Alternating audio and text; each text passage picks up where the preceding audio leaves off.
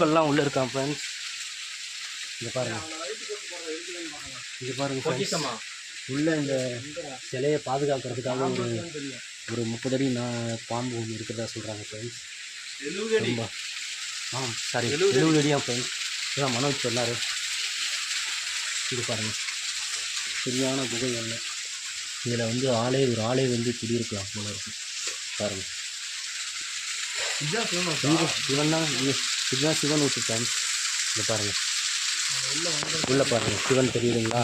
என்னது இல்லையா? இதுதான் ஃப்ரெண்ட்ஸ் சிவன். இது பல வருடங்கள் அதாவது நம்ம முன்னோர்கள் வாழ்ந்த இடத்துலேருந்து இந்த மாதிரி தான் இருக்குது ஃப்ரெண்ட்ஸ். இந்த இடத்துல மட்டும் தண்ணி வெட்டையாக வைக்காது. மேலே மஞ்சள் பாய்ஸ்னு எழுதியிருக்காங்க பாருங்கள். ஆமாம் ஃப்ரெண்ட்ஸ், ஆமாம்.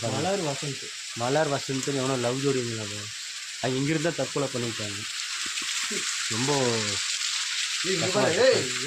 ஹெலிகாப்டர் பாருங்க சார், ஹெலிகாப்டர் சீக்கிரம் பாருங்க சார். போயிடும் அலப்புறம் ஸ்டார்ட் ஆகிடுச்சு ஃப்ரெண்ட்ஸ். இதுக்கு மேலே பொறுத்துக்க முடியாது. பாருங்கள் தண்ணி பாருங்கள் எவ்வளோ ஆஃப் ஆகிடுச்சுக்கா மேடம். இல்லை இருக்குது, எவ்வளோ பியூராக இருக்குது பாருங்கள். தண்ணி ஃபுல்லாக வேணால் விட்றேன் பாருங்களேன்.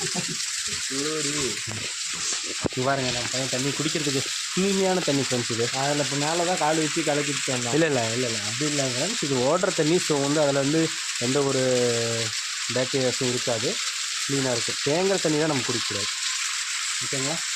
நாங்கள் இப்போ வந்து நம்ம கடையை நண்டு பிடிச்சி இந்த இடத்துல சமைச்சு சாப்பிட்றோம்.